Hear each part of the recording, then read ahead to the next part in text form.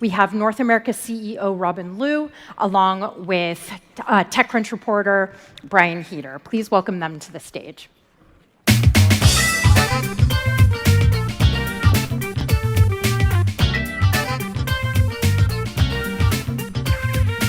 Please. All right. Hi, everyone. Thanks so much. I had a huge hole in my schedule. We didn't have any smartphone people. So I'm really glad that you were able to come out for this, because this is something I've been writing about, covering for a long time. It's been very interesting to me. Really kind of wild couple of years for the industry, just broadly. Things have been plateauing or declining for the industry broadly, and they were even prior to the pandemic. Have we reached a point of smartphone saturation in the world? If talking about the world, so first I want to talk about the history of OnePlus in the smartphone industry. First of all, the smartphone industry is, I think maybe everybody can say that it's the most competitive industry in the world. So there have so many giant brands here in the global markets. OnePlus has launched, we launched our first phone back to 2014. So it has been almost 10 years in the industry. So talking about the industry and also the brand in this almost 10 years, especially after the pandemic, I think it is a challenging industry and also it's challenging time for us. But OnePlus is still working on the innovations, especially the hardware and also software innovations to bring the best experience to the product. Yeah. Yeah, I mean, obviously you have access to the same numbers that we do. Is there anything over the horizon that gives you hope that things will start trending upwards? Sorry. In terms of the industry, do you think the industry will start growing again at some point in the near future? Yeah. So talking about the industry innovation, especially about the innovations, every brand keep to do some innovations on the product. People want to have the best experience from the device, and also the brands also want to bring the best experience to the products. So that means we need to find some way to meet the people's demand from the company perspective and also from the user perspective. So this is also why. So we just announced we will enter the foldable phone this year to bring the best experience to them. Secondly, is that because of the economic environment in the world. So also we also from the very beginning, OnePlus we have our position that we want to make the premium technology more accessible in the world. So this is also our mission, and also we will continue to doing on this.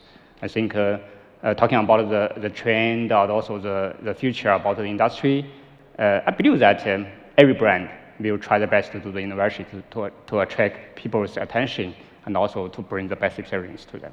Yeah. When you say accessible, the first thing that I think of, certainly in the context of OnePlus, is price. Is that a big part of it? Yeah. If you talk about accessible, maybe price, people will also think about the price, but maybe not only the price. Sometimes the innovation is not only on the cost, but also on the how to. It's easy to combine all the hardware together on a device, but it's not easy to bring the best experience. It's not only hardware issue, but also the software issue. So when we talk about the accessible or affordable, so that means that we want to bring the best experience from the hardware and also the software and to meet the people's demand, not only in the daily life, but also during work and during retirement, everything. Yeah. Yeah. When I look at the market overall, there are a lot of contributing factors. You mentioned the pandemic, all of the economic issues, supply chain issues, but I think even bigger than that, and again, predating the pandemic, is the fact that flagship smartphones pretty much across the board, they're very good, right? After all these years, it's hard to spend that amount of money and get a good phone, and get a bad phone, excuse me. And because of that, from where I sit, it feels like the pace of innovation has slowed a little bit. The last decade has been all about higher resolution, slightly better cameras. Does something need to come along and really kind of kick the industry in the pants? Yeah, so because if we talk about the innovations on the product, especially on this industry, there are many ways to move forward. So I think maybe, so this is also another way OnePlus have our advantage with the community. We need to listen to our users. Sometimes, we only define the product features from the brand perspective, but maybe it's not true from the user's perspective. Yeah. So, OnePlus has more than 35 million active OnePlus users worldwide now. It's a huge community. And also we have our open ear forum to listen to the users. We get close to the users from the very beginning, from OnePlus One. So every year we have many open ear forums with our community users. We collect many feedbacks on the product, on the software, on the features, and even on the ecosystem. Yeah. I think that's totally fair, especially with the OnePlus One, all the pre-orders, community was such a big part of it. Yeah. These days, what are customers asking for? These days, I think, so first of all, if from OnePlus perspective, the most voices in the community is about the experience. Okay. Yeah, because people... So that's like UI? Not only UI and also some small features make the people's work and life more convenient. And also, for example, you are using the maps navigation every day. You look the weather forecast every day. So how to make it more accessible and also more convenient to your daily life. So this is what our software design team are working on that, and work very closely with the community. Yeah. It's really hard for a company to maintain that kind of relationship with the community, and I think it's inevitable that there's going to be a certain amount of drifting from that the larger you get. Obviously, you can't really have one-on-ones the way you used to. At any point, do you think that OnePlus lost sight of that?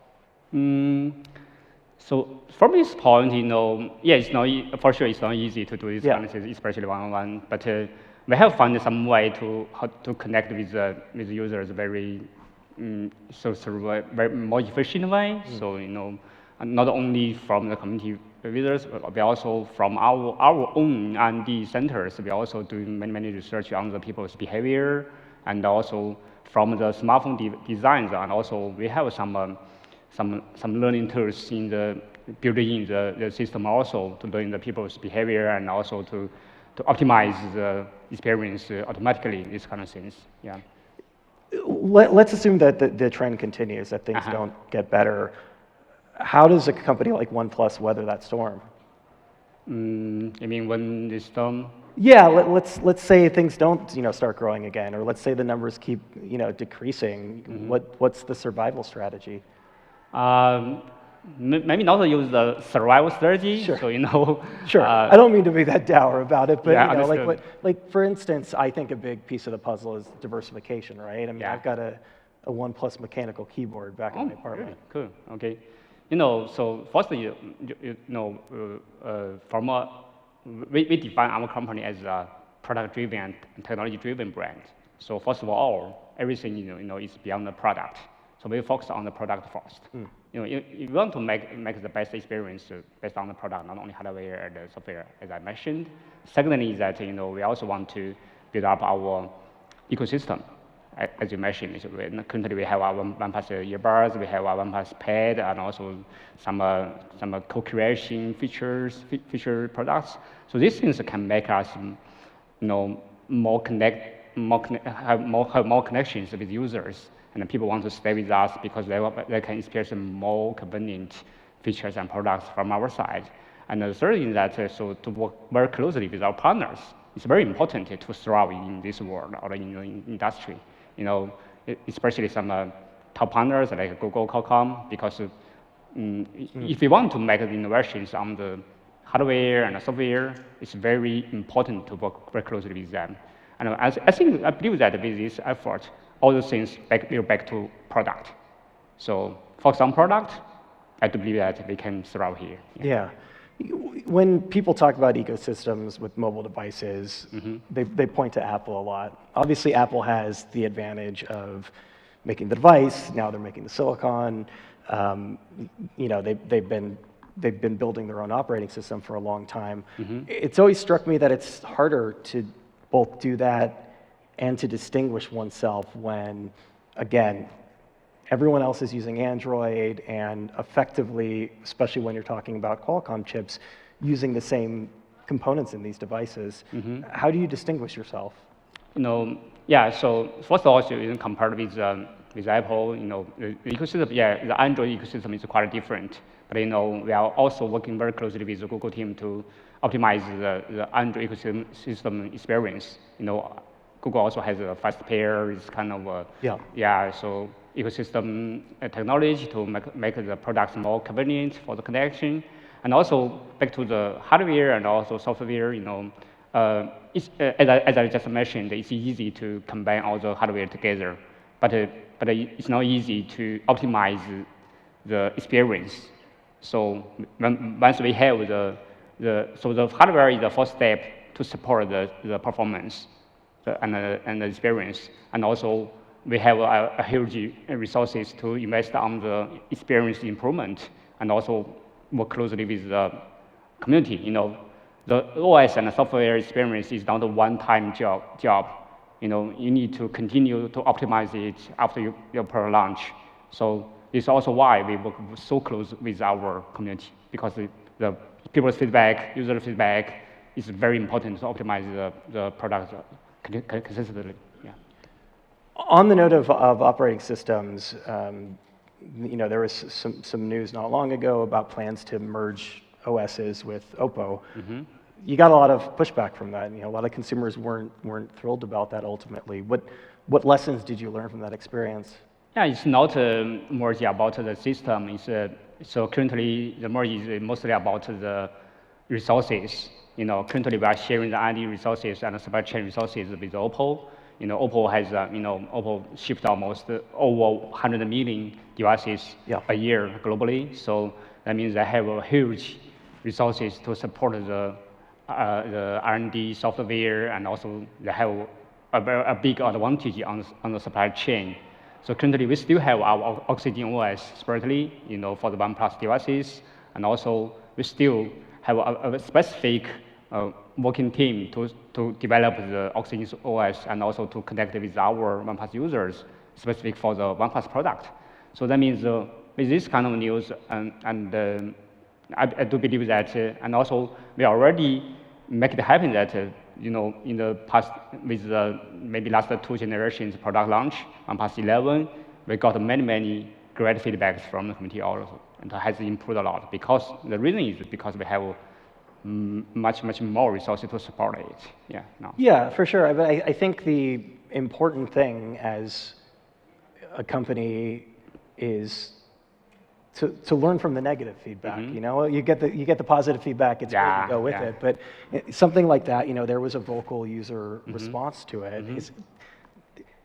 After something like that happens, does that change your approach to devices or how you interact with the community? Yeah. So when we talk about the feedback and also the reason we have the community culture is because we want to open to listen to all the feedbacks, no matter it's negative or positive. Especially the negative feedbacks can help us to improve ourselves. But also there are some rumors, not only feedbacks, but beyond that, When you say rumors, what are you talking about? You said it's like you mentioned the merge about the OS, but actually it's not a merge of the OS. We still have Oxygen OS, but I mean beyond that, we will listen to all the feedbacks very carefully. So which is good for us to move forward, we will take it, and also which something maybe is a price to us, okay, thanks to that. Yeah. Is there anything that you could point to over the years that was a mistake that OnePlus would have perhaps done differently? Talking about mistake, definitely there was something, and also some small problems with the product design, and also we created maybe the design direction, and also some portfolio plan, these kind of things, depend on the feedbacks and also the performance in the market. Yeah. Is the U.S. market as hard to crack as people say it is? Yeah, of course. Yeah, the U.S. market is easy. Yeah, I mean, historically it's because of the carriers, but it seems like consumers have largely moved away from that. Why is the U.S. so difficult? So first of all, the U.S. market is because of the carrier business. They have I can say it's the highest specification standard in the world. Okay. Yeah. So Yeah. So you need to focus on the product itself first because you need to get so many specifications first. Then, otherwise you cannot enter the market, right? So I think it's also another advantage for OnePlus. I do believe that the OnePlus 6T, when we first launched with T-Mobile back to 2018, we used 6 months less than expected for the certification process. The reason is that from the very beginning, even if we didn't do such a business with the carrier, our hardware design and product design is already following the highest standard. So this is also another push for us to focus on the product itself. Yeah, and also talking about the U.S. market difficulty, because of the competitors, that sometimes they do very aggressive things here, like promotions and other things. Yeah. So it's also why OnePlus also want to focus on our strategy, like I mentioned, that make the premium technology accessible. you don't, yeah, I mean, you don't turn on the TV and see OnePlus commercials, for example. Yeah. Is that going to continue to be the case with the marketing budget, that you won't be spending as much as others? We still focus on the digital marketing, advertisement investment, and also, but beyond that, we don't want to spend too much money on this kind of TVC, Yeah. kind of heavy investment, because we want to focus on our community and also our users first. Yeah. Mm-hmm. Is the US a more difficult market than India? Maybe somewhere, US and India is quite a different market. For different reasons. Difference, for example, the channel is quite different. India is totally an open market, unlocked market. Yeah. And also, the competitors' situation there is quite different. OnePlus now is a premium leading brand there, and also from brand perspective, we have a much better brand reputation based in India. So because of the community, because of performance, and also somewhere it's difficult, but somewhere I think it's more easier. Yeah. Obviously, you've had successes over there. India is your top market right now. Yeah, currently it's not. What were those obstacles? Why is it so hard to launch in India? It means it's hard to launch in India for? We talked about the reasons why it's difficult to launch in the US. Yeah. Why is it hard to launch in India? It's not. So first of all, I want to talk about the OnePlus success in India first. Sure. The reason we get our success is because we take care of the community very seriously first, and also we make the product, the premium product, and also the technology more accessible in India first.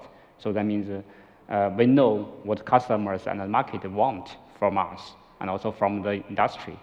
So price is obviously a big one in India. Yeah. So because if you talk about the value for money, Yeah, they're just the average income is lower. Yeah, and also that's a thing. And the second thing that we need to understand which segment, and also the price segment and also the product spec segment is the best one for this market to meet the people's demand. Sometimes people are not very clear about what they want. Yeah.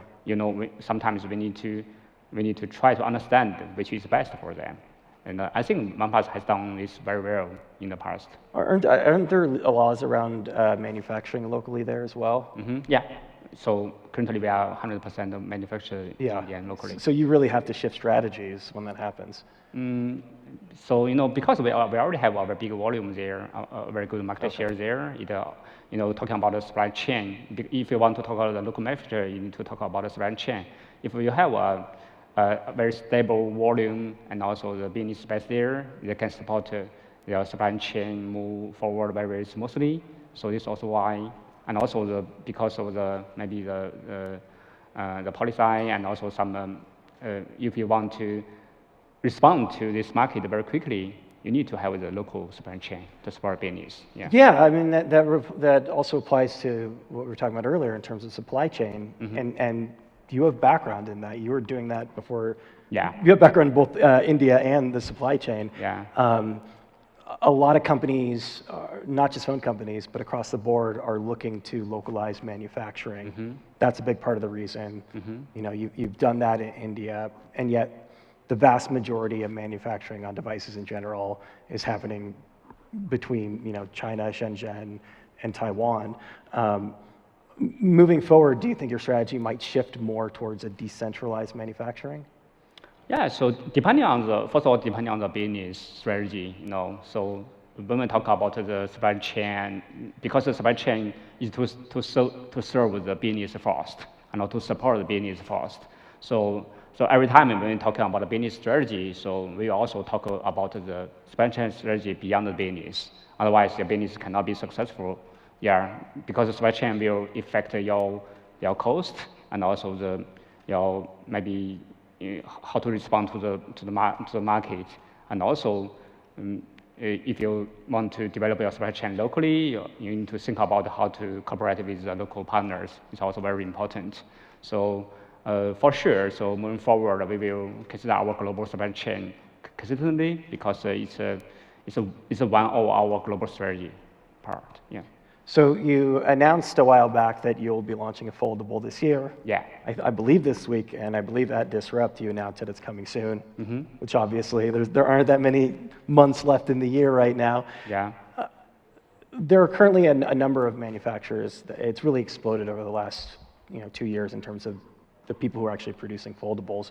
Why is this the right time for OnePlus to launch one?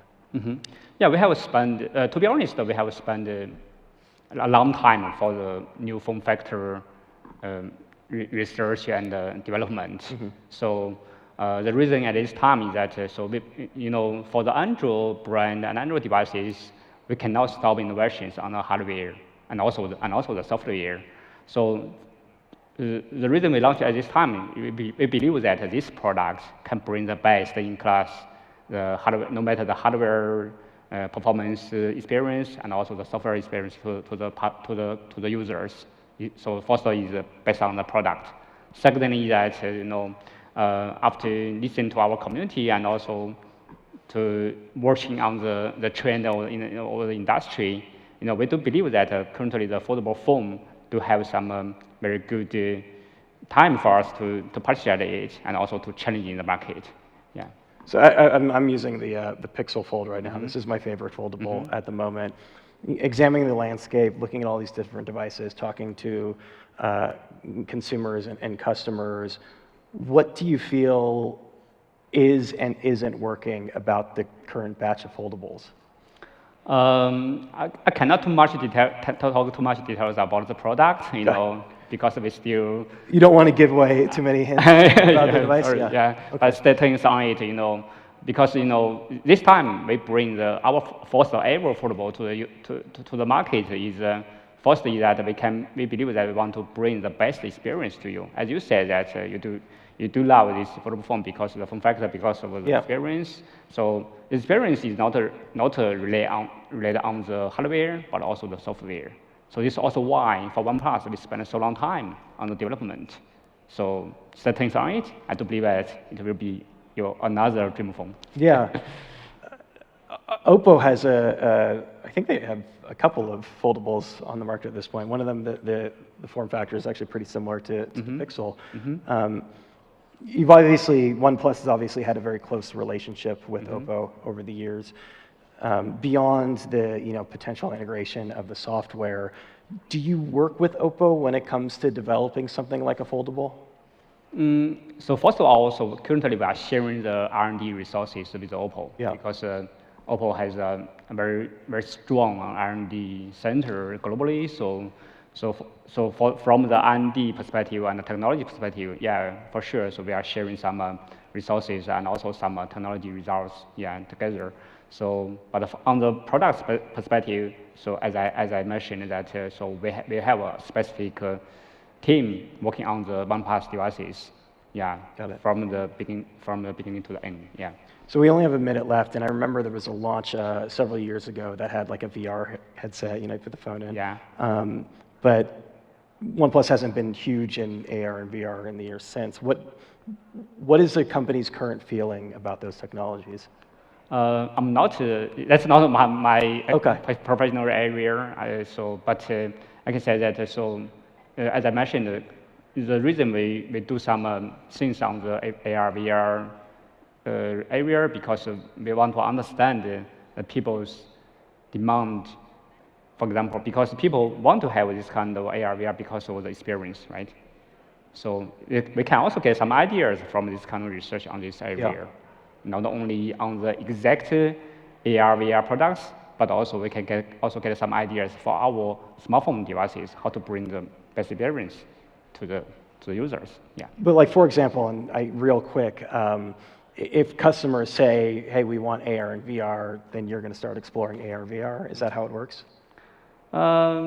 Yeah, if customers there, I think we will consider, but Okay. I'm not sure we have it or not. Yeah. Fair enough. Yeah. All right, Robin, thank you so much. Thank you. Thank Thanks. you. Thank you, guys.